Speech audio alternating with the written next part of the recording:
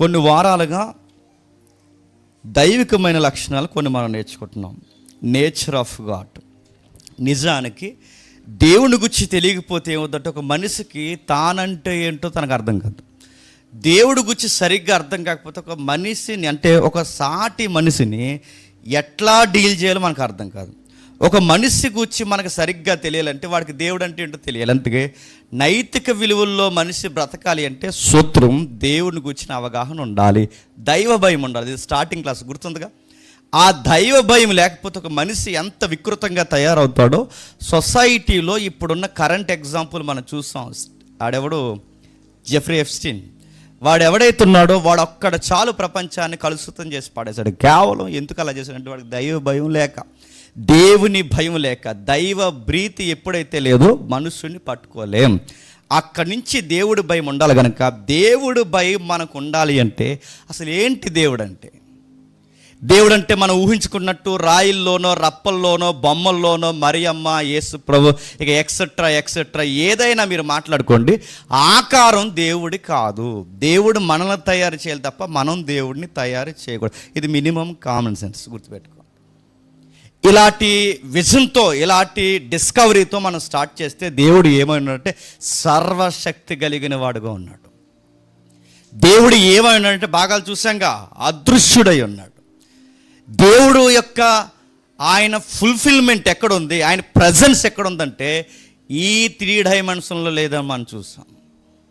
ఈ మెటీరియల్ వాదంలో లేదు, ఈ టైంలో లేడు, ఈ స్పేస్లో లేడు, ఈ మెటీరియల్లో లేడు. ఎంతకు మించున్నాడు. అది ఎక్కడ, అది ఏంటంటే బైబిల్ చెబుతున్న అగోచరుడైన దేవుని గురించి బైబిల్ ప్రస్తావిస్తున్న మాట ఏంటంటే ఒక ఉన్నతమైన, మహోన్నతమైన పరిశుద్ధ స్థలంలో ఉన్నాడు. అది ఏంటా యూనివర్స్ అంటే బైబిల్ చెప్తుంది ఈ ఆకాశానికి, ఈ విశ్వానికి, ఈ 3 ఆకాశాలకి పైన, అంటే ఈ 3 యూనివర్స్ ఏదైతే కనబడో దాని పైన ఉంది. అది అలాంటి దిక్కున దేవుడు ఉన్నాడు. ఆయన ఎలా ఉన్నాడంటే టైం లైన్లో ఉన్నాడు. ఆయన స్పేస్ లేని స్పేస్ టైంలో ఉన్నాడు. ఆయన మెటీరియల్ లేని మెటీరియల్ కాని దేవుడుగా ఉన్నాడు ఆయన. అలాంటి ఆయన అర్థం చేసుకోవడం కష్టం అని బైబిల్ చెప్తుంది. అందుకే అన్రీచబుల్ గాడ్ అన్నారు. ఆయన్ని రీచ్ అవ్వడం కష్టం, ఆయన్ని అర్థం చేసుకోవడం కష్టం. ఆయన గూర్చి తెలుసుకునే ఇన్ఫర్మేషన్ ఎక్కడ దొరుకుద్దంటే మన మదిలో దొరకదు, కానీ వాక్యంలో దొరుకుతుంది.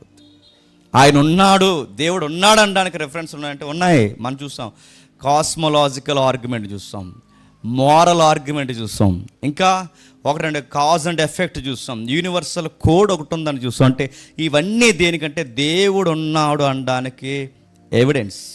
ఇవన్నీ మనం చూసుకుంటూ వచ్చాం. లాస్ట్ టైం మనం చూసింది ఏంటంటే హోమ్ని ప్రజెన్స్, అంటే దేవుని యొక్క సర్వవ్యాప్తి.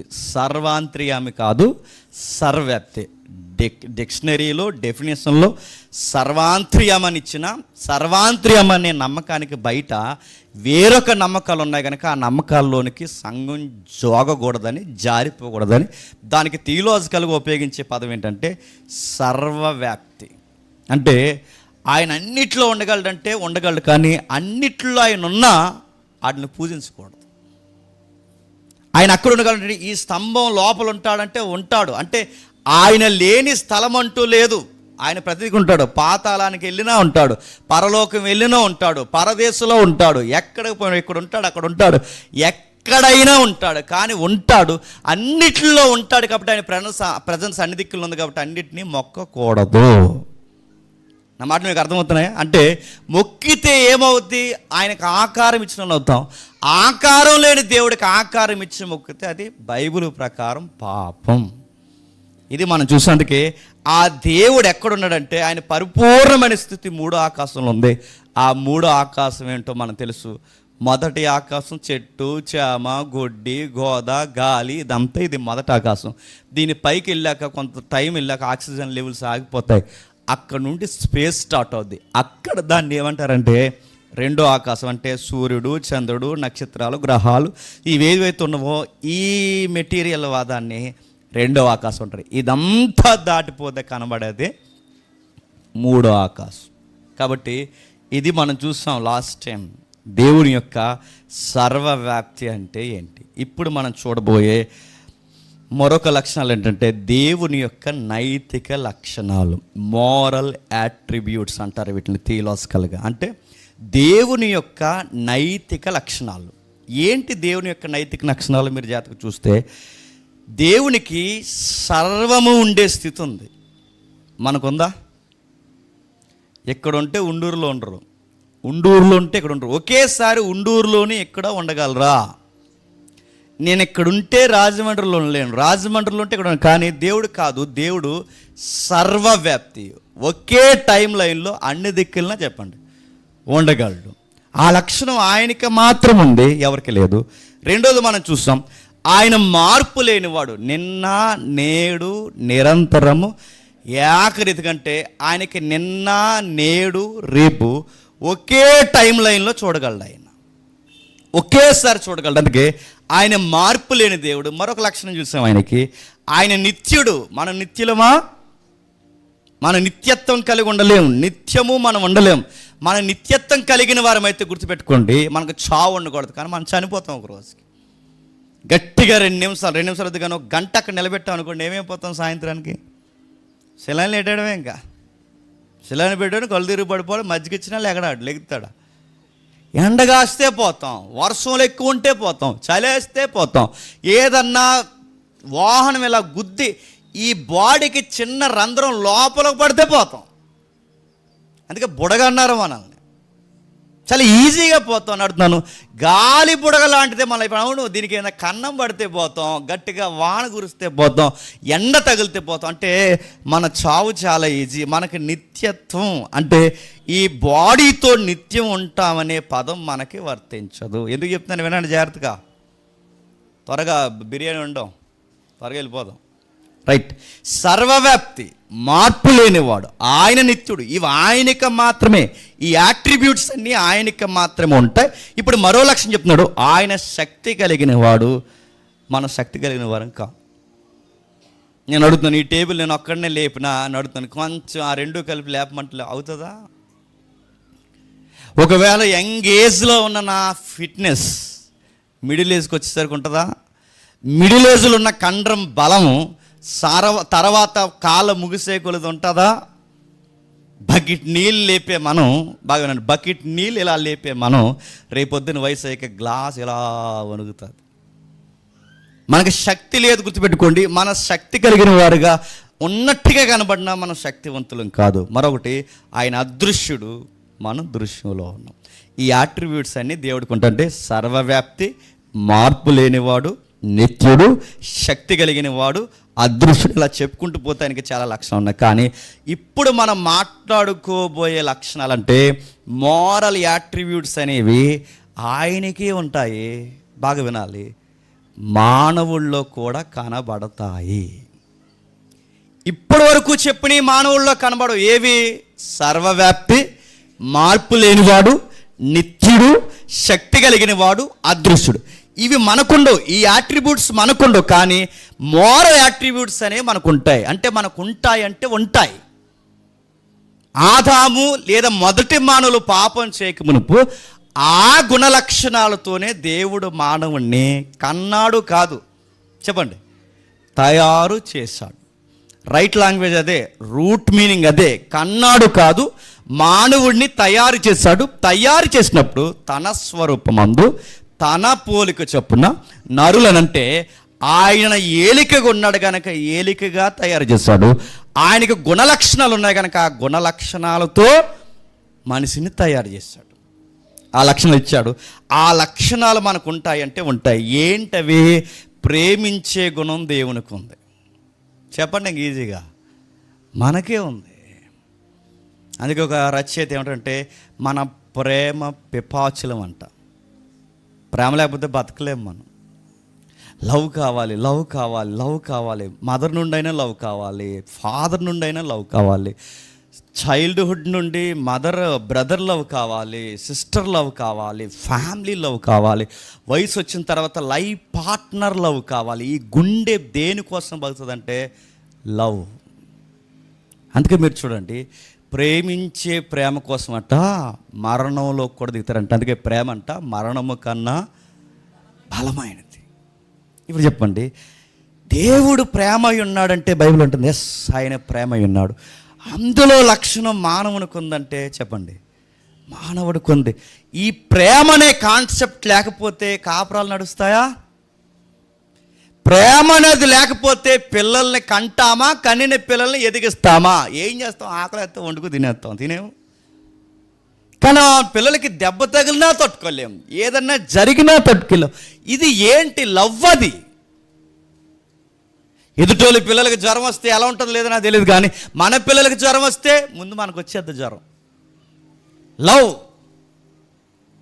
నేను అడుగుతున్నాను, మనసుకు ప్రేమతో అంటే హృదయంలో నుంచి ఉన్నది ఉన్నట్టుగా ప్రేమించే లైఫ్ పార్ట్నర్ దొరికితే, ఆ పార్ట్నర్ నాకు ప్రేమనిస్తే నేను రివర్స్లు ఇచ్చేది చెప్పిన నా లవ్ తనకి ఇస్తాను, ప్రేమతో బతికేస్తాను. నిజంగా మంచి కపుల్స్ ఉంటే వాళ్ళకి బిల్డింగ్స్ అవసరం లేదు, వాళ్ళకి వెహికల్స్ అవసరం లేదు, వాళ్ళకి ఎకరాల స్థానం లేదు, వాళ్ళ మధ్య ప్యూర్ లవ్ ఉంటే పాకలో కూడా చెప్పండి, పాకలో కూడా శ్రద్ధను తిని బతికేస్తారు. బతకరు.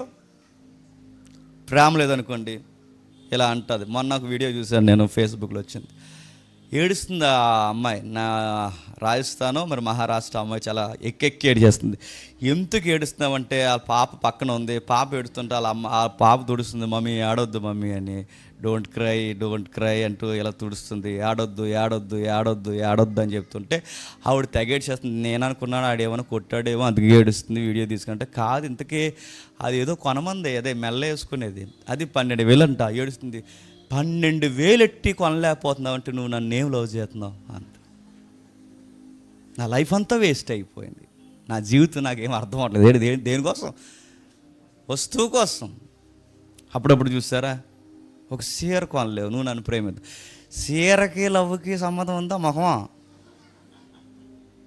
నేను అడుగుతున్నాను, ఆ ఏయో బుక్ చేసిందంట, ఈ మధ్య దరిద్రం సో ఎవడ కనిపెట్టాడు, కానీ అవన్నీ ఇంటికి వచ్చేస్తే మనకి చెప్పరు, ముందు బుక్ చేసేస్తారు. ఆ బుక్ చేసే వచ్చిన తర్వాత 8,000 అయినాయి అందంట. 8,000 దేనికైనా అని అడిగితే ఇంతకైనా 8,000 అంటే నిన్ను ఎవడు బుక్ చేయమన్నాడంటే ఇప్పుడు పంపించామంటావా? ఇవ్వడానికి ఎంత ఆలోచిస్తున్నావు? అది ఊరు వాడైతే అందరికీ చెప్పండి. ఇవన్నీ ఎలా ఉంటుంది తెలుసా? నేను అడుగుతున్నాను, ప్యూర్ లవ్లో ఎలా ఉంటుందంటే, నువ్వు నాకు చీర కొనకపోయినా పర్లేదు, నాకు సరిగ్గా ఏసీ పెట్టకపోయినా పర్లేదు, నన్ను చూడకపోయినా పర్లేదు, నీ నుంచి నేను ఎక్స్పెక్ట్ చేసేది ఏంటంటే చెప్పండి, లవ్. నువ్వు లవ్తో నాకు పాచాన్నం పట్టినా నాకు నచ్చేస్తుంది, నువ్వు లవ్తో నన్ను పూరు గుడుసులో పెట్టినా నాకు నచ్చుతుంది. అంటే లవ్తో సొసైటీ కాపురం నడుస్తుంది అంటే నడుస్తుంది. అందుకే లవ్ ఉండాలి. సొసైటీ అలా గ్రిప్తో అలా ఉందంటే, ఎంతో కొంత గ్రిప్లో నడుస్తుందంటే, దేవుడు సొసైటీకి ఇచ్చిన నైతికత ఏంటో తెలుసా? మోరల్ వాల్యూ ఏంటో తెలుసా? లవ్. దేవుడికి లవ్ ఉంది. దేవుడు మనుషులకి ప్రేమించే హృదయాన్ని ఇచ్చాడు. నెక్స్ట్, దేవుడికి ద్వేషించే గుణం ఉంది. జాగ్రత్త. ప్రేమించే గుణం ఉన్నదన్నది ఎంత వాస్తవమో, మోరల్ వాల్యూస్లో, మోరల్ యాట్రిబ్యూట్స్లో దేవుడికి ద్వేషిస్తాడు ఆయన. ఇది కొంచెం జాగ్రత్తగా కొంచెం ఎక్స్ప్లెనేషన్ ఇద్దాం. ఆయన ద్వేషిస్తాడు, మనము కూడా ద్వేషిస్తాం. ద్వేషించమా? నచ్చని విషయాలను ద్వేషిస్తాం, నచ్చని వ్యక్తులను ద్వేషిస్తాం, నచ్చని మాటలను ద్వేషిస్తాం, నచ్చని ప్రదేశాలను ద్వేషిస్తాం. ఈ మోరల్ వాల్యూస్ మనిషికి ఎలా వచ్చాయి? దేవుడిచ్చాడు. ప్రేమించే హృదయాన్ని ఆయన ఇచ్చాడు, ద్వేషించే హృదయాన్ని ఆయన ఇచ్చాడు. ఇంకా ఏమిచ్చాడు? జడ్జిమెంట్ చేస్తుంటాం చూసారా, ఆడ అలాగా ఈడెలాగా, ఇదైతే తప్పు, ఇదైతే ఒప్పు, మనిషి అన్నవాడు ఎలా చేయకూడదు, ఇది కరెక్ట్ కాదని ఈ జడ్జిమెంట్లు ఇచ్చే ఆ కాన్షియస్ ఎలా వచ్చింది? దేవుడిచ్చాడు.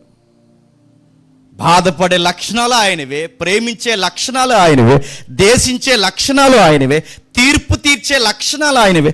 మనిషిలో ఫీలింగ్స్ అనేవి ఏమున్నా ఆ ఫీలింగ్స్ అన్నీ ఎలా వచ్చినాయి తెలుసా? ఫీల్ ఆయన ఇచ్చిందే, గుర్తుపెట్టుకోండి.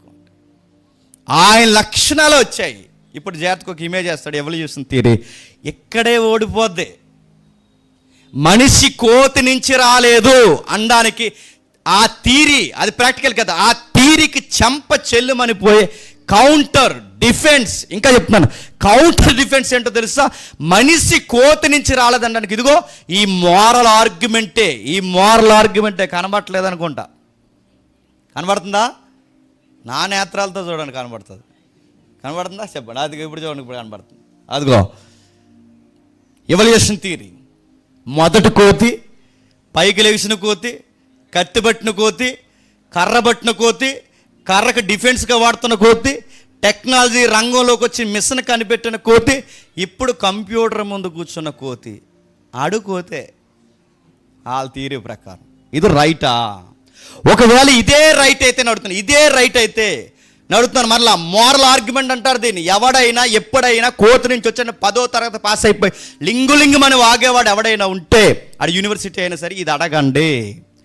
దేవుడు లేడు, నేను రంపు పనులు చేసుకుంటా తిరుగుతాను అని వాగే ఎవడైనా, ఈవెన్ రామ్ గోపాల్ వర్మైనా వాడిని ఫాలో అవుతున్న శిష్యుడైనా ఎవరినైనా ఈ ఆర్గ్యుమెంట్లో అడగండి. మనిషి కోతి నుంచి వచ్చాడంటే, మనిషి కోతి నుంచి వస్తే మీరు జాగ్రత్తగా వినండి, ఆ ఇమేజ్ అవుతాడు. మనిషి కోతి నుంచి వస్తే, ఈ కోతి నుంచి వచ్చిన మనిషికి అలా ఎదుగుతూ ఎదుగుతూ కత్తి పట్టడం వచ్చింది, సుత్తు పట్టడం వచ్చింది, మిషన్ పట్టడం వచ్చింది, కంప్యూటర్ పట్టడం వచ్చింది. ఇవి పట్టడం వచ్చినాయి, బాగానే ఉంది. అంటే బతకడం నేర్చాడు, బాగానే ఉంది. ఇప్పుడు ప్రశ్న, వాడికి మోరల్ వాల్యూస్ ఎలా వచ్చినాయి? నా మాట మీకు అర్థమవుతుంది లేదు? మోరల్ వాల్యూస్ అంటే అవి లోపలుంటాయి. బయట సుత్తట్టొచ్చు, కత్తట్టొచ్చు, వాడు మిషన్ పట్టుకోవచ్చు, కంప్యూటర్ పట్టుకోవచ్చు, కానీ మోరల్ వాల్యూస్ ఎలా వచ్చినాయి? ఎప్పుడు గుర్తుపెట్టుకోండి, మోరల్ వాల్యూస్ DNA ప్రకారం మధ్యలో రాలేదు. మోరల్ కాన్షియస్ లోపల ఏదైతే ఉందో, ఇది తప్పు, ఇది ఒప్పు, ప్రేమ, ద్వేషం, దగ్గర పెట్టుకోవడం, దూరం పెట్టుకోవడం, ఇవన్నీ మధ్యలో అంటే మధ్యలో అంటే ఏంటి? ఈ కోతి అక్కడ వరకు వచ్చాక అక్కడ నుండి వచ్చాయంటే మరి ముందు లేవా? ఒకవేళ లేదు, ఉన్నాయో లేవా? మధ్యలో వస్తే నష్టం ఏంటని మీరు అడిగితే, నా మాట మీకు అర్థమవుతుంది. మధ్యలో వస్తే నష్టం ఏంటని మీరు అడిగితే, మధ్యలో వస్తే నష్టం ఏంటని మీరు అడిగితే, అంటే మొదటి నుంచి మధ్యలో నుంచి మోరల్ వాల్యూస్ వచ్చిన నష్టం ఏంటని అడిగితే, ఇప్పుడు నేను ప్రశ్న అడుగుతున్నాను, జాగ్రత్తగా వినండి. మధ్యలో వస్తే నష్టం ఏంటో చెప్పనా? ఇప్పటికీ కోతులు ఉన్నాయా లేదా? ఉన్నాయా లేదా? భవిష్యత్తులో దీనికి మోరల్ వాల్యూస్ వస్తాయని గ్యారంటీ ఉందా? ముఖ్యాంశాలు మరోసారి, భవిష్యత్తులో దానికి మోరల్ వాల్యూస్ వస్తాయా? భవిష్యత్తు అంటున్నాను. ఇప్పుడే ఈ కోతి ఇటీవల కాలంలో జనజీవన స్రవంతిలో కలుస్తుందండి. ఎందుకంటే దానికి ఈ మధ్య చెప్పండి మోరల్ వాల్యూస్ పెరిగాయండి అన్న ఎక్కడైనా ఎవిడెన్స్ యూనివర్స్లో ఉందా? ఈ మధ్య గాడిది మనిషిలా బిహేవ్ చేస్తుంది అనడానికి ఉందా? బ్యాంక్ వచ్చిందండి, ఇవాళ కొంచెం డబ్బులు దాచుకుందాం అనుకోవడానికి ఉందా? గాడిది బ్యాంక్ వచ్చి డబ్బులు దాచుకుంటే ఎవడన్నా ఉంటాడు అక్కడ? నా మాటలు మీకు అర్థమవుతున్నాయి లేదు? కోతి వచ్చి బ్యూటీ పార్లర్కి వచ్చింది అనుకోండి, ఎందుకంటే కొంచెం ఫేస్ ఎలా చేయండి, కొంచెం నెక్స్ట్ మ్యారేజ్ ఉందని అనుకోండి, చెప్పండి, బ్యూటీషియన్లో ఉంటారా? ఇంక ఉంటారా అక్కడ? పరార్ ఉంటారా? ఎవరు ఉండరు అడుగుతున్నాను. అసలు ఉంటాయా? కోతులు నడుతున్నాను, కోతులు కోతుల్లాగే బిహేవ్ చేస్తున్నాయి. మళ్ళీ భవిష్యత్తు కౌంటర్ ఏంటంటే, భవిష్యత్తులో ఏ కోత అయినా సరే మనిషి అవుతుంది మోరల్ వాల్యూస్ పెంచుకునడానికి గ్యారంటీ ఉందా? దీన్నే మోరల్ ఆర్గ్యుమెంట్ అంటారు. ఇప్పుడు చెప్పండి, దైవికంగా దేవుడు ఉన్నాడా, దేవుని లక్షణాలు ఉన్నాయనడానికి గుర్తు అని చెప్పిన, మనలో కనబడుతున్న యాట్రిబ్యూట్స్ ఉన్నాయి చూసారా, లక్షణాలు ఉన్నాయి చూసారా, ఈ లక్షణాలు ఎలా వచ్చాయంటే తన స్వరూపమందు తన పోలిక చొప్పున నరుణ్ణి మానవుణ్ణి దేవుడు తయారు చేశాడు గనకే మనిషికి ఆ యాట్రిబ్యూట్స్ వచ్చాయి, ఆ లక్షణాలు వచ్చాయి. కోతులో ఉన్నాయంటే లేవు, చేపలో ఉన్నాయంటే లేవు. బిడ్డల్ని పెంచుతాయి, తేడా వస్తే ఆ బిడ్డలు నవ్వే చంపేస్తాయి, తినేస్తాయి. జీవుల్లో లేనిది మానవుల్లోకి వచ్చిందంటే ఈ మానవుడిని తయారు చేసింది ఎవరు? దేవుడు. అందుకే నైతిక లక్షణాలు మనుషులో ఉన్నాయంటే ఆ లక్షణాలే చెప్తున్నాయి. ధైర్యంగా చెప్పొచ్చు, నాకు ప్రేమించే హృదయం ఉందంటే, ద్వేషించే హృదయం ఉందంటే నా దేవుడు నన్ను పుట్టించాడు. అందుకే నేను స్టార్టింగ్ తరగతులు అన్నాను, దేవుడు లేడన్న వాడికి ఎవిడెన్స్ ఉన్నాయో లేదో నాకు తెలియదు, కానీ దేవుడు ఉన్నాడనడానికే చెప్పండి కుప్పల తెప్పల ఎవిడెన్స్ ఉన్నాయి. లేడన్నవాడికి ఏముందో చెప్పనా? ఫెయిత్ ఉంది వాడికి. అంటే లేడన్న ఒక విశ్వాసం ఉందే తప్ప వాడి విశ్వాసానికి ఆధారాలు లేవు. కానీ ఉన్నాడనడానికి మనకేముంది చెప్పండి? ఆధారాలు ఉన్నాయి. కాస్మలాజికల్ ఆర్గ్యుమెంట్ ఉంది, మోరల్ ఆర్గ్యుమెంట్ ఉంది, మెటీరియల్ ఆర్గ్యుమెంట్ ఉంది. ఒకటి రెండా? లేఖనం స్క్రిప్చర్ ఏదైతే ఉందో దీంతో కూడా ఆర్గ్యుమెంట్ మనం చేయొచ్చు. ఇప్పుడు డౌట్ రావాలి, కొంచెం జాగ్రత్త. దేవుడు మొదటి లక్షణం చూసాం, దేవుడు ప్రేమై ఉన్నాడు. దేవుడు ప్రేమై ఉన్నాడు. ముగిద్దాం. దేవుడు ప్రేమై ఉన్నప్పుడు ప్రేమించే లక్షణం ఎవరికి ఇచ్చాడట? మనకిచ్చాడు. ఇప్పుడు బాగా వినండి. దేవుడు ఏమై ఉన్నాడో మనకు ఎలా తెలుస్తుంది? చెప్పాలి. దేవుడికి లక్షణాలు ఉన్నాయి అని మనకు ఎలా తెలుస్తుంది? తనను తాను బయలుపరుచుకున్నాడు. ఎక్కడ బయలుపరుచుకున్నాడు? ఆయా తరాల్లో, ఆయా నాగరికతల్లో, ఆయా సమయాల్లో, ఆయా మనుషుల మధ్య తనను తాను బయలుపరుచుకుంటే, తనను బయలుపరుచుకున్న దేవుడిని ఎక్స్పీరియన్స్ అంటే రుచి చూసి అనుభవించిన వ్యక్తులు గ్రంథాన్ని రికార్డ్ చేశారు. ఆ గ్రంథం పేరు చెప్పండి, బైబిల్. అందులో తెలుస్తున్నాడు ఆయన ఎలా ఉన్నాడు. అందులో ఎలా ఉన్నాడో తెలుసుకోవడానికి అందులో ఒక లక్షణం ఏంటంటే ఆయన ప్రేమ. అంటే ఇప్పుడు దేవుడు ఎలా ఉంటాడంటే నేను ఊహించుకొని దేవుడు ఎలా ఉంటాడని నేను చెప్పాలా? నాకు ఒక ఎవిడెన్స్ ఉంది. ఏంటి చెప్పండి? బైబిల్ ఉంది. ఇందులో ఉన్నాడు కాబట్టి ఆయన ఎలా ఉంటాడని దీన్ని బట్టి నేను నేర్చుకోవాలా? డాక్యుమెంట్లో ఉంది, ఎక్స్పీరియన్స్ డాక్యుమెంట్ ఉంది, కానీ దాన్ని బట్టి దేవుడు ఇదే అంచనేయాలి తప్ప నా ఊహల్లోంచి దేవుడిని అంచనేస్తే సమాజంలో రెబలర్ పీపుల్ ఎవరైతే ఉన్నారో పీపుల్ ఉంటారుగా కొంతమంది, అటు ఇటు కానీ మధ్యస్థంగా పనిచేసే ప్రజలు ఉంటారు చూసారా? లిబర్టీ లిబర్టీ లిబర్టీ లిబర్టీ అని మాట్లాడుతున్న వాళ్ళు ఎవరైతే ఉన్నారో వాళ్ళ మాటల్లో ఒక మాట నేను చెప్తాను, జాగ్రత్తగా వినండి. దేవుడు ప్రేమ ఉన్నప్పుడు ఎందుకు ద్వేషిస్తున్నాడు అంటారు. దేవుడు అందుకే బైబిల్లో క్వశ్చన్ అడుగుతారు ఏమని? యెహోవా దేవుడు కోపిష్టి, యెహోవా దేవుడు ఉగ్రుడు. ఈ మాట అన్నారు, నన్ను దేవుడికి క్షమించకాక.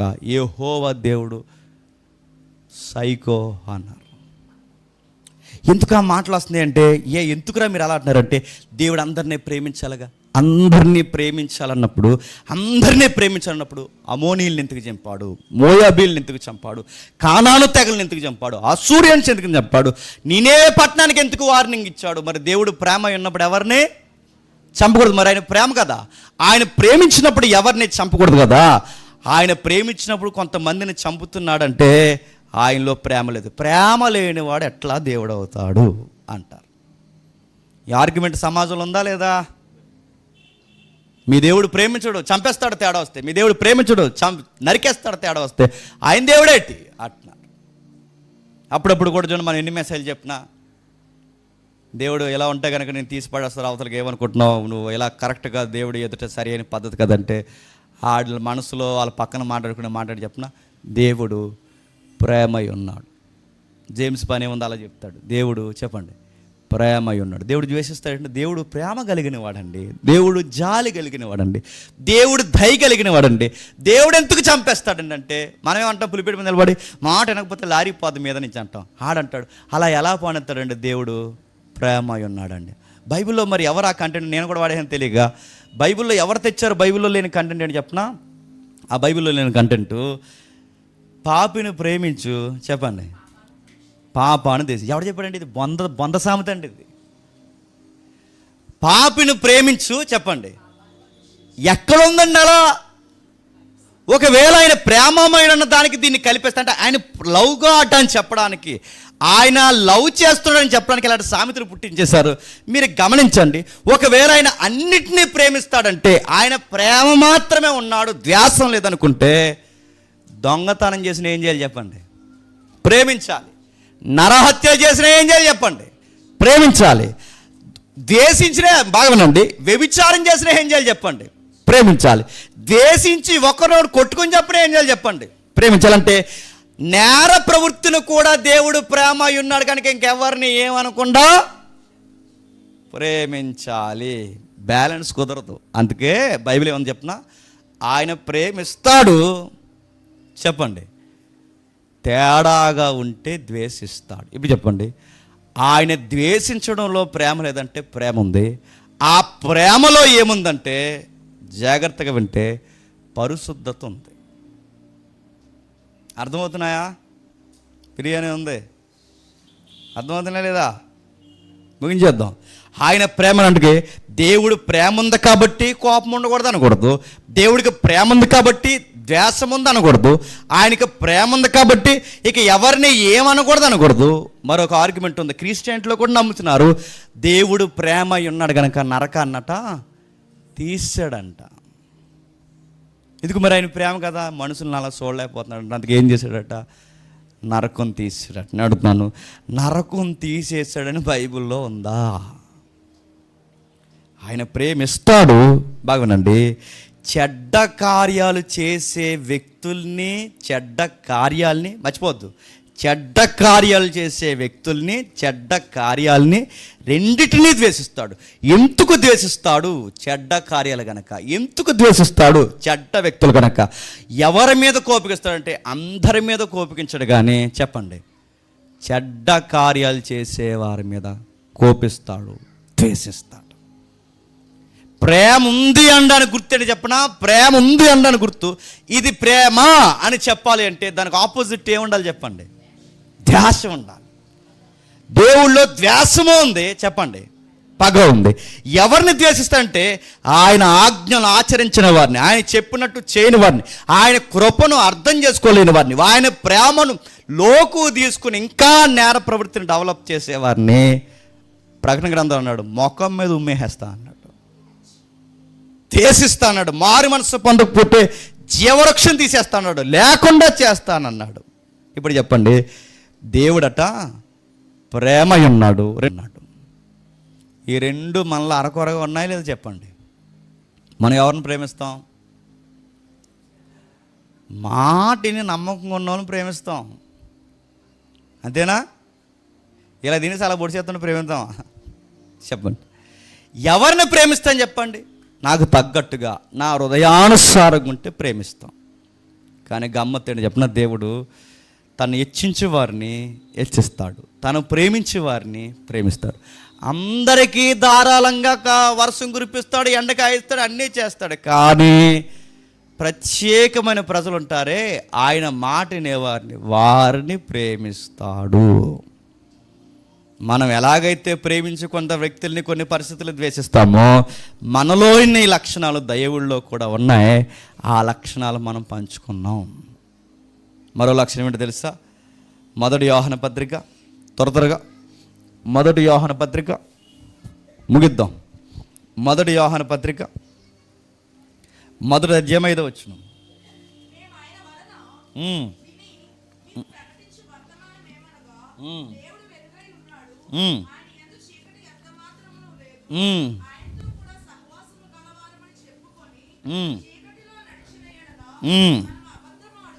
ఇప్పుడు చెప్పండి, దేవుడు ఎలుగై ఉన్నాడు అనడానికి దానికి ఈక్వల్ వర్డ్ ఏంటంటే దేవుడు పరిశుద్ధుడు. దేవుడు ప్రేమై ఉన్నాడు, దేవుడు కోపం కలిగి ఉన్నాడు. దేవుడికి ఉండే మరొక లక్షణం ఏంటంటే దేవుడు పరిశుద్ధుడు. ఆయన పరిశుద్ధుడు కనుక మన నుంచి ఏం కోరుతాడంటే, నేను పరిశుద్ధుని కనుక చెప్పండి, మీరును పరిశుద్ధంగా ఉండండి. ఇప్పుడు బాగానండి, పరిశుద్ధత ఎందుకండి అంటే ఆయనలో లేని లక్షణం ఏంటో తెలుసా? ఆయనలో ఎంత మాత్రము పాపం లేదు, ఎంత మాత్రము చీకటి లేదు. ఆయన గుణం. అందుకే దేవుడు బైబిల్ ఏమంటుందంటే, దేవుడు తన స్వభావానికి విరుద్ధంగా, అంటే తన వ్యక్తిత్వానికి విరుద్ధంగా ఏది చేయడు. ఆయన ఎందుకు పాపం చేయడంటే ఆయన ప్రజెన్స్ అలా ఉంటుంది, ఆయన చేయలేడు. దీన్ని ఎలా వివరించాలో నాకు అర్థం కావట్లేదు, కానీ ఒకసారి వివరిస్తాను, జాగ్రత్తగా వినండి. అందరూ తెల్ల బట్టలు వేసుకొని, ఒక్కరు కూడా వంకర చూపులు చూడకుండా, పరిశుద్ధమైన పాటలు పాడుతూ ఒక మంచి ప్రాంగణంలో కూర్చుని, మొత్తం అంతా తెల్లగుండి, పాడేవాడి దగ్గర నుంచి కూర్చున్నవాడి దగ్గర వరకు అందరూ గజగజ వణికిపోతే, నీలాంటోడు నాలాంటోడు ఆ గుంపులోకి వెళ్తే మనకి ఏమనిపిస్తుంది చెప్పండి? ఒరే, ఇక్కడ జాగ్రత్తగా ఉండాలిరా అనిపిస్తుంది. ఇక్కడ ఉన్నంతసేపు జాగ్రత్తగా ఉండాలిరా, ఎందుకంటే ఇదంతా హోలీ, పరిశుద్ధంగా ఉంది. ఇక్కడ చాలా జాగ్రత్తగా ఉండాలని, అక్కడ ఎలాగున్నామో జాగ్రత్తగా ఉంటాం, ఎక్కువ మాట్లాడు, ఎందుకంటే ఆ ప్రజెన్స్ అలా ఉంది అక్కడ. ఇది మీకు అర్థమైతే, దేవుడు ఏమై ఉన్నాడంట? పరిశుద్ధుడు, వెలుగై ఉన్నాడు. ఆ పరిశుద్ధత దగ్గరికి ఎవరెళ్ళని ఎలా మారిపోతారో తెలుసా? పరిశుద్ధంగానే మారిపోతారట. నువ్వు నేను రోడ్డు మీద తిరిగామనుకో, అందరూ మంచోళ్ళమే. అదే ఈ సన్నిధి దగ్గరకు వచ్చి కూర్చున్నాం అనుకోండి, అన్నీ బయటకు వస్తుంటాయి వాక్యం నుంచి. రావా?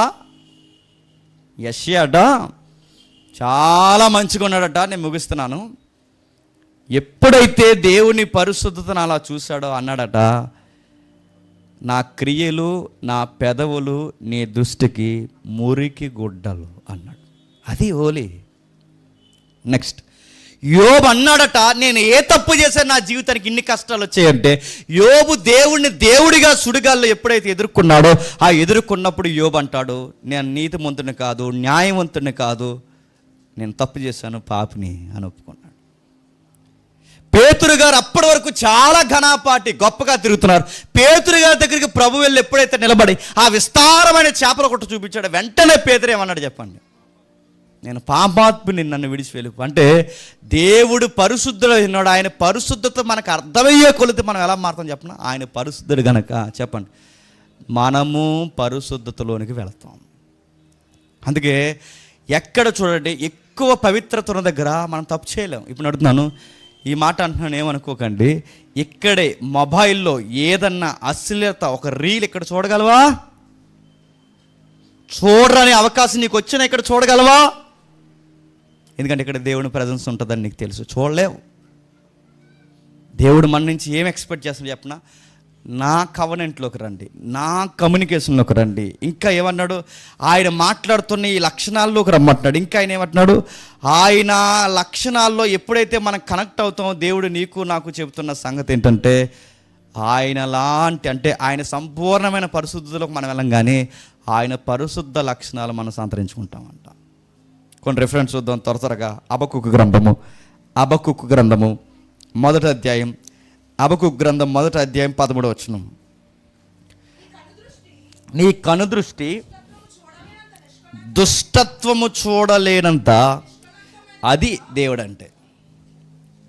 పాపం ఇప్పుడు బాగుండి, ఇది చూడడం పాపం, మాట్లాడడం పాపం, చేయడం పాపం అని ఎందుకంటాం?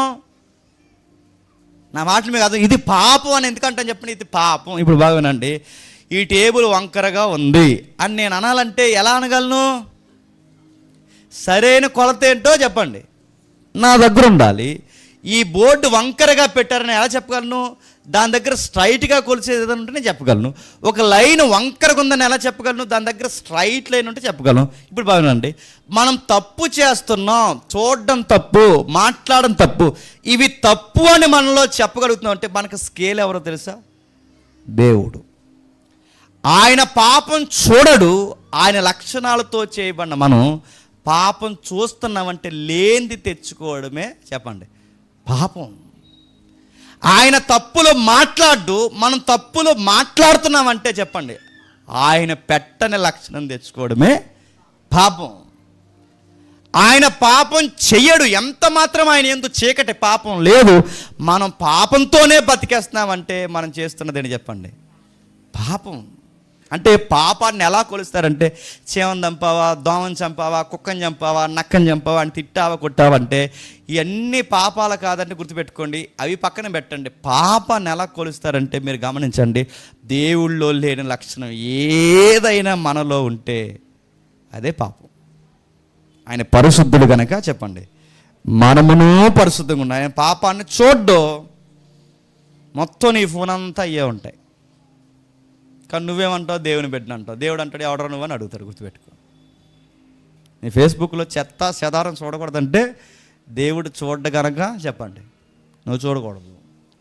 దేవుడు కొన్ని వెబ్సైట్స్ వెళ్ళడు, ఆయనకు అవకాశం ఉన్నా వెళ్ళడు కనుక, అలాంటివి చూడ కనుక నువ్వు కూడా చెప్పండి చూడకూడదు. నీ ఇన్స్టా, ఫేస్బుక్, వాట్సాప్, నీ కాంటాక్ట్ అంతా ఎలా ఉన్నది తెలుసా? పరిశుద్ధతతో ఉండాలి, గాస్పల్తో ఉండాలి, సువార్తతో ఉండాలి. ఇది కూడా సిన్ అవుద్దంటే బైబిల్ చెప్తుంది చూసిన పాపమే. ఆయన చూడ్డం, ఆయన స్వరూపమందు ఆయన పోలికలో చేయబడను వీటిని చూసి ఎంటర్టైన్ చేస్తున్నావంటే దీన్ని ఏమంటారు చెప్పు? పాపం కదా. వాళ్ళ పోస్టరు చూసి సొంగగారుస్తావు, రీల్స్ చూసి సొంగగారుస్తావు, కనబడిన చెత్త అంతా చూస్తావు, రోడ్డు మీద ఆ దృశ్యం కనబడితే దాన్ని కూడా ఎంటర్టైన్ చేస్తావు. ఇవన్నీ చేస్తూ నేను వర్షిప్లోకి వచ్చి దేవుడితో నేను కొంచెం గడిపాను, ఈ గంట నేను ఉన్నాను, దేవుడు నాకు ఉద్యోగం ఇస్తాడు, దేవుడు నా పిల్లల్ని దీవిస్తాడు, దేవుడు నాకు అన్నీ చేస్తాడు. దేవుడు అంటాడు నీకు ఎందుకు చేయాలి రా అబ్బాయి, నీకు ఎందుకు చేయాలి చెప్పు? నీ కళ్ళు తినంగా వాడుతున్నావా? అందుకే ప్రభు స్ట్రాంగ్ అన్న మాట అని చెప్పిన, నీ కన్ను నిన్ను అభ్యంతరపరిచినయల్లా చెప్పండి. నిజంగా పీకేమని కాదు, అంత స్ట్రాంగ్గా ఉండమని, అంత ఖచ్చితంగా ఉండి చెయ్యొద్దు. ఎందుకంటే దేవుళ్ళో లేదు, మనలో వస్తే అది తప్పైపోద్ది. చెయ్యొద్దు, చూడొద్దు. ఆయన కన్ను లేదు కానీ ఆయన చూడగలడు. నీ కన్ను ఉంది, నువ్వు చూడగలవు, కానీ చూడొద్దు. ఏవి చూడాలో ఏవి చూడకూడదో ఎప్పటికప్పుడు నీకు మోరల్ అని ఒక కాన్సెప్ట్ పెట్టాడు చూసి అది చెప్తుంటుంది, ఒరే చూడకు. కానీ దాన్ని నువ్వు వ్యతిరేకిస్తున్నావు. అది సరిగ్గా చెప్పలేదని పరిశుద్ధాత్మను కూడా నీకు వచ్చి లోపల నుండి చెప్పిస్తుంటే అది కూడా నువ్వు వ్యతిరేకిస్తున్నావు. నీకు ఎంత భయం లేని తనం అనుకోవాలి నిన్ను. అది పాపం అవుద్ది. ఇంకా ఏం చెప్తున్నాడు యోబు గ్రంథంలో? కాంటెక్స్ట్ వేరేని కానీ మాటలు బాగుంటాయి. యోబు గ్రంథము 34వ అధ్యాయం. యోబు గ్రంథం 34వ అధ్యాయం ముగించేసుకుందాం. యోబు గ్రంథం 34వ అధ్యాయం 10వ వచనం.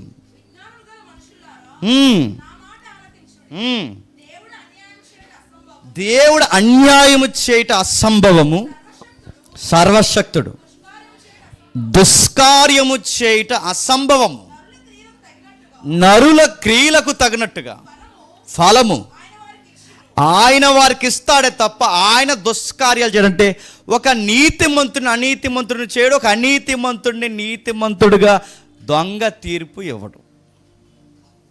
మీకు నెక్స్ట్ వీక్ చెప్తాను నేను ముగించుకునే ముందు. ఒక దోషిని నిర్దోషిగా ఎంచడం నిర్గమకాండంలో ఉంది 32వ అధ్యాయంలో. ఒక దోషిని నిర్దోషిగా ఎంచడం. మరి మనం అందరం దోషులమా కాదా? మరి నిర్దోషులం అయిపోయాం. ఆయన యాట్రిబ్యూట్స్లో ఏంటంటే లోపల బయట ఉన్న కోర్టులు కానీ ఎక్కడున్న చట్టాలు కానీ ప్రపంచంలో సకానికి సగం అంటే 50% సగానికి సగం దొంగ జడ్జిమెంట్లు వస్తున్నాయి లేదు చెప్పండి. అందరికీ తెలుసు 2000 కోట్లు తినేవాడు ఆ సన్నాసిగాడని అందరికీ తెలుసు. అయినా అన్ని ఏమనరా అండి, అది నోటీసులు ఎవరు ఏమెవరు? ఇంకా అడుగుతున్నాను, ఈయన 3000 కోట్లు, 4000 కోట్లు, మొన్న 75,000 కోట్లు. ఒక కంపెనీ పెద్ద ఆయన పెళ్లి చేస్తారు, ఇండియాలో అదిరిపోయే పెళ్ళి, ఎవరన్నా అడగండి. 75 కోట్లు రుణమాఫీ. కానీ కోర్టు వాళ్ళని ఏమందో, గవర్నమెంట్ వాళ్ళని ఏమందో. కానీ గమ్మంతేటి చెప్పినా మీరు గమనించండి, ఈ చట్టం ఈ లోకం దోషిని నిర్దోషిగా తెలుసుదేమో కానీ దేవుడు ఉన్నాడు, ఆయన దోషిని నిర్దోషిగా ఎంత మాత్రము తేల్చడు, తీర్పు తీర్చడు. ఆయన అన్యాయస్తుడు కాడు. మరి ఎలా అండి అర్థం చేసుకోవడం? అక్కడ చెప్తున్నాడు యోబు గ్రంథంలో, దేవుడు ఏ దుష్కార్యము చేయడు, మనుషులు చేసే పనులు చేయడు. ఇంకా ఏమన్నా ఒకసారి చూడండి, యెషయా గ్రంథం 57వ అధ్యాయం 15వ వచనం. యెషయా గ్రంథం 57వ అధ్యాయం 15వ వచనం. మహాగణుడు, మహోన్నతుడు, పరిశుద్ధుడు, నిత్య నివాసి ఉన్నవాడు ఎలాగూ సెలవిచ్చుచున్నాడు, నేను మహోన్నతమైన పరిశుద్ధ స్థలములో నివసించువాడును,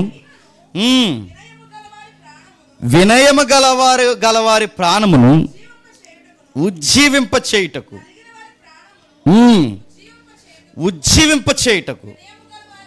వినయము గలవారి యొద్దను దేన మనసు గలవారి యొద్దను నివసించి. ఇప్పుడు చెప్పండి, ఆయనకి ఎవరు నచ్చుతున్నారు? ఆయన పరిశుద్ధుడు కనుక ఆయన కృపచేత బతుకుతున్న వారు కూడా ఆయన లాంటి లక్షణాలు కలిగి ఉంటే ఆ పరిశుద్ధుల్ని ప్రేమిస్తాడు.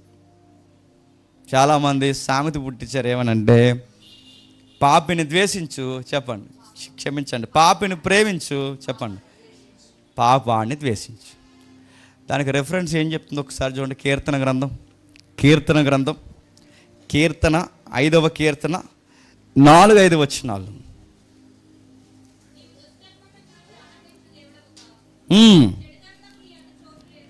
ఆయన ఏంటంటే దుష్టత్వమును చూసు ఆనందించే దేవుడు కాదు, చెడుతనానికి నీ యందు చోటు లేదు,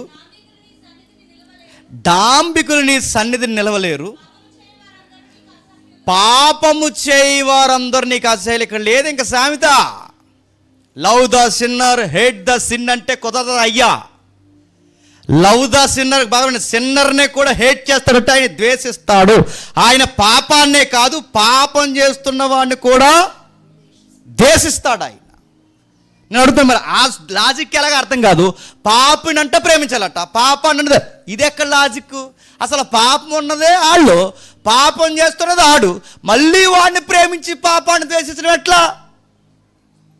అందుకే దేవుడు అంటున్నాడు, పాపిని ప్రేమించడమే కాదు, పాపాన్ని ద్వేషించడమే కాదు, పాపిని కూడా ద్వేషిస్తాడు. ఇప్పుడు చెప్పండి, ఆయన పరిశుద్ధత ముందు మనకన్నా పరిశుద్ధుడైన యెషయా నిలబడలేకపోయాడు. ఆయన పరిశుద్ధత ముందు మనకన్నా పరిశుద్ధుడైన యోబు నిలబడలేకపోయాడు. ఆయన పరిశుద్ధత ముందు మనకన్నా బాగున్న పేతురు నిలబడలేకపోయాడు, పౌలు నిలబడలేకపోయాడు, ప్రవక్తలు నీతిమంతులు నిలబడలేకపోయారు. ఇప్పుడు చెప్పండి, ఆ పరిశుద్ధుడిని మనం ఎలా ఎదుర్కోగలం? అసాధ్యం. మళ్ళీ చెప్తున్నాను, ఇలా వెళ్ళి ఆయన ఎదుర్కోవడం అసాధ్యం, ఆ పరిశుద్ధుడిని ఎదుర్కోవడం అసాధ్యం. మరి ఎట్లా ప్రభు అంటే, ఆ పరిశుద్ధుడిని ఎదుర్కోలేం గనకే పరిశుద్ధుడే ఏం చేశాడు ఒకసారి చూడండి. ఎఫెసీయులకు రాసిన పత్రిక ముగించేద్దాం. ఎంత బాగుంటుందండి ఆ మాట చదువుతుంటే, మనసుకి ఎంత ధైర్యం, ఎంత ఆనందం వస్తుంది ఆ ఎఫెసీ పత్రిక, రోమపత్రిక చదివితే. ఎఫెసీ పత్రిక 2వ అధ్యాయం 13వ వచనం. ఎఫెసీ పత్రిక 2వ అధ్యాయం 13వ వచనం. అయినను మునుపు దూరస్తులైన మీరు, ఇక్కడ కాంటెక్స్ట్ ఏదైనా కంటెంట్ మాత్రం సందర్భానుసారంగా ఉంటుంది. చూడండి 2వ అధ్యాయం 13వ వచనం. ఇప్పుడు క్రీస్తు యేసునందు క్రీస్తు రక్తము వలన సమీపస్తులై ఉన్నారు, ఆయన మన సమాధానమై ఉండి మీకును మాకును ఉండిన దేశమును, అనగా విధిరూపకమైన ఆజ్ఞలు గల తన శరీరమందు కొట్టివేడు. చెప్పండి, మనల్ని ఎలా దగ్గర చేసుకున్నాడంటే, మనం చేసిన పాపానికి, మనం చేస్తున్న పాప కార్యాలకి పనిష్మెంట్ పడాలి. ఆ పనిష్మెంట్ పడితే కానీ ఆయన దగ్గర కాదు, స్వభావానికి విరుద్ధం. ఇప్పుడు ఎలా ప్రభు నిన్ను చేరుకోవడం అంటే, మనకు అడ్డుగా ఒక ఎందుకంటే మనం ఇలా లిటరల్గా వెళ్ళి ఆయన ముందు నిలబడలేం. ఏ కొసాన ప్రేయర్ చేయలేం, ఏ కొసాన ఆయన దర్శనం చూడలేం, ఏ కొసాన ఆయన వాక్యాన్ని నేరుగా మనం వెళ్ళాం. మరి మేము ఇంకా బతుకున్నామంటే, నీకు నాకు అడ్డుగా ఒకరు నిలబడ్డారు, ఆ వెనక్కి నిలబడ్డాం. ఆ అడ్డుగా నిలబడిన వ్యక్తి పేరు భూమి మీద నజరేయుడైన యేసు. ఇప్పుడు చెప్పండి, ఆయన పరిశుద్ధతని యెషయా, యోబు, ఎవరు, నువ్వు, నేను ఎవరు ఎదుర్కోలేం గనకే సిలువ వెనక్కి పోయి దాక్కున్నాం. ఎదుర్కోలేం గనకే యేసు వెనక్కి పోయి దాక్కున్నాం. ఆయన మనకి రిఫ్లెక్ట్ అవుతున్నాడు అంటే ఎవరి ద్వారా అవుతున్నారు తెలుసా? ప్రాపర్ ఛానల్ ఉంది, ఎవరు చెప్పండి? ప్రభు అయిన యేసుక్రీస్తు ద్వారా. ఆయన లేకపోతే ఎవడును చెప్పండి ఆయనతో కనెక్ట్ అవ్వలేడు. ఇంకెంత బాగుందో చూడండి. రోమిలికి రాసిన పత్రిక 5వ అధ్యాయం ముగించేద్దాం. రోమిలికి రాసిన పత్రిక 5వ అధ్యాయం. చాలా ఉన్నాయి, మనకు సమయం లేదు కనుక వచ్చే వారం చూద్దాం మిగిలిన లక్షణాలు. రోమిలికి రాసిన పత్రిక 5వ అధ్యాయం 1వ వచనం. కాబట్టి విశ్వాసము మూలమున మనం నీతిమంతులుగా తీర్చబడి మన ప్రభు అయిన యేసుక్రీస్తు ద్వారా ఆయన లేకపోతే ఎవడు ద్వారా కాదు, దరిదాపులు కూడా రాలేడు. ఇప్పుడు చెప్పండి, మీరు అక్కడ కూర్చున్నారంటే మీరు ఘనాపాటీలని కాదు, నేను ఇక్కడ నిలబడి మాట్లాడుతుంటే మీకన్నా పెద్ద ఘనాపాటీలని కాదు. మనం ఇక్కడ నిలబడి మాట్లాడుకుని కూర్చుని ఉన్నామంటే మనం గొప్పోళ్ళమని కాదు. ఇంటి దగ్గర బయలుదేరి ఇక్కడికి క్షేమంగా వచ్చామంటే చెప్పండి మనం గొప్పోళ్ళమని కాదు. మరి ఇలాంటి భాగమేనండి. మరి నిర్దోషులం కాదు కదా, మేము దోషులం కదా, దోషులమైన మమ్మల్ని నిర్దోషులుగా ఎలా తేల్చావంటే మీరు గమనించండి. ఎప్పుడు తేలుస్తాడు చెప్పిన? ఆయన ఎప్పుడు నేరస్తుడుగుంటే నేరస్తుడిని నీతిమంతుడు అండో. ఈ మాట క్లారిటీ పెట్టుకోండి. నేరస్తుడుగుంటే నేరస్తుడిని నీతిమంతుడు అండు. మరి నిర్దోషిగా ఎలా తేల్చావంటే, నేను నిర్దోషి అవ్వాలి అంటే కోర్టులోనైనా దేవుడి దగ్గర అయినా ఒక మారల్ వాల్యూ ఉంది. అదే చెప్పిన ఒప్పుకోవాలి. ఏమని ఒప్పుకోవాలి? ఇదిగో నేను సిన్నర్ని, నేను పాపిని, నేను నిర్దోషిని కాని దోషిని. ఇప్పుడు నువ్వు నన్ను నీతిమంతునిగా తీర్చడానికి నాకు ఒక ఆప్షన్ ఇచ్చావు, నాకు ఒక రాయితీ ఇచ్చావు, నాకు ఒక దిక్చూసి ఇచ్చావు. అదేదో కాదు, ఒక సేవియర్ని ఇచ్చావు.